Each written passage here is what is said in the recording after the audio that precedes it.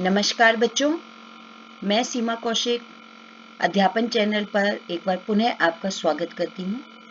आज मैं आपके लिए विषय लेकर आई हूँ कविता अग्निपथ, जिसके कवि हैं हरिवंश राय बच्चन जी। आइए लेखक का परिचय जान लेते हैं। इनका जन्म हुआ 27 नवंबर सन 1907 में।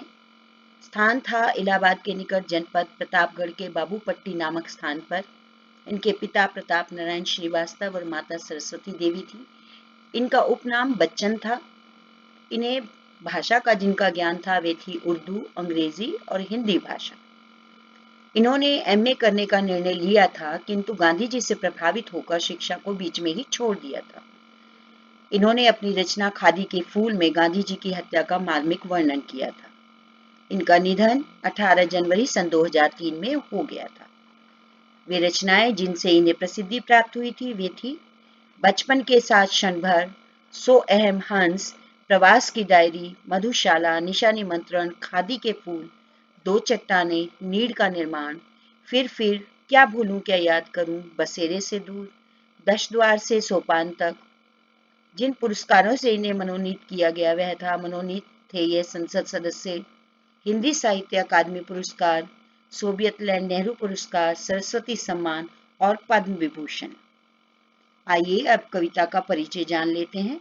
इस कविता में कवि ने मनुष्य के जीवन पथ को अग्नि से भरे पथ की संज्ञा देते हुए जीवन की कठिनाइयों से विचलित न होने की प्रेरणा दी है। जीवन की विभिन्न बाधाओं, संघर्षों तथा विसंगतियों को पार करते हुए निरंतर आगे बढ़ते जाना ही मानव का धर्म है। कवि ने मनुष्य को समझाते हुए कहा है कि जीवन की विभिन्न समस्याओं से हमें घबराना नहीं चाहिए, बल्कि उनका सामना करते हुए जीवन पथ पर अग्रसर रहना चाहिए। अपनी मंजिल की ओर बढ़ते समय मनुष्य को थक कर बैठ नहीं जाना चाहिए। उसे कभी भी अपने बढ़ते कदमों को रोकना नहीं चाहिए तथा विषम परिस्थितियों से भयभीत होकर वापस नहीं मुड़ना चाहिए। मानव की कर्मठता की पहचान यही है कि वह हर परिस्थिति में बिना विचलित हुए अपने मार्ग पर अग्रसर रहे। कुल मिलाकर यह कविता कवि के संघर्ष में जीवन का ही एक आईना है। आइए अब कविता को देख लेते हैं। कविता आपके समक्ष ही है। मैं एक बार इसका उच्चारण कर देती हूँ। अग्निपथ, अग्निपथ, अग्निपथ, वृक्ष हो भले खड़े, हो घने, हो बड़े, एक पत्र छां भी, मांग मत, मांग मत, मांग मत, अग्निपथ, अग्निपथ, अग्निपथ। यह महान दृश्य है, चल रहा मनुष्य है, अश्रु स्वेद रक्त से लथपथ, लथपथ, लथपथ, अग्निपथ, अग्निपथ, अग्निपथ। तू ना थकेगा कभी, तू ना थमेगा कभी, तू ना मुड़ेगा कभी, कर शपथ, कर शपथ, कर शपथ, अग्निपथ, अग्निपथ, अग्निपथ। आइए अब कविता का भावार्थ समझ लेते हैं।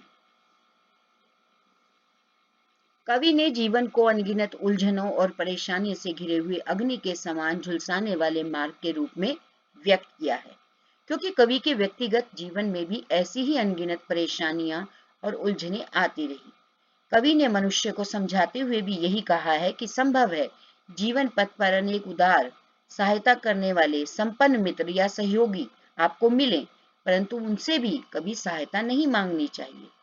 कवि के अनुसार जिस प्रकार मार्ग के दोनों ओर खड़े ऊंचे ऊंचे वृक्ष पथिक की थकान मिटा देते हैं, उसी प्रकार सज्जन, सहयोगी, संपन्न जन भी सदा सहायता के लिए उत्सुक रहते हैं, परंतु आपको उनसे सहायता की अपेक्षा नहीं करनी चाहिए। इस काव्यांश में कवि किसी भी मूल्य पर अपने सहयोगियों से सहायता लेने को तैयार नहीं है।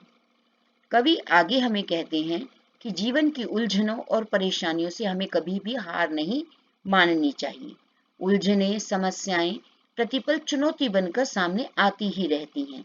लगातार समस्याओं का सामना करते करते व्यक्ति थक जाता है, वह जीवन में ठहराव महसूस करने लगता है और यही जीवन की सबसे भयानक स्थिति है। ऐसी ही भयावह परिस्थितियों में मनुष्य को कभी जीवन में थकान या ठहराव महसूस नहीं करना चाहिए और ना ही पीछे मुड़कर देखना चाहिए। कवि मनुष्य के प्रतीक रूप में स्वयं को संबोधित करते हुए कह रहे हैं कि मन को यह शपथ लेनी होगी कि वह किसी भी विप्लवकारी परिस्थिति में थक हार कर परिस्थिति से समझौता नहीं करेगा। जीवन का रास्ता यदि अग्निपथ के समान विकराल भी है तो वह उस रास्ते पर सहर्ष झुलसते हुए अविराम आगे बढ़ना ही स्वीकार करेगा। कवि आगे कहते हैं कि जीवन रूपी अग्निपथ पर चलने को एक महान दृश्य कहा गया है। सदियों से मनुष्य इसी अग्निपथ पर झुलसते हुए आगे बढ़ता जा रहा है। कभी आंसुओं से, कभी पसीने से, कभी खून से सराबोर होता हुआ भी निरंतर वह अपने लक्ष्य की ओर अग्रसर है। अतः पूर्वजों द्वारा दिखाए गए इसी महान कर्म में मार्ग का अनुसरण करते हुए, कठिनाइयों का सामना करते हुए उसे आगे बढ़ते रहना चाहिए और यही वास्तव में मानव का सच्चा धर्म होता है। बेटा, अगर आपने अभी तक इस चैनल को सब्सक्राइब नहीं किया है तो इसे सब्सक्राइब करें, जिससे कि आगे आने वाले वीडियो भी आपको आसानी से मिल सकें।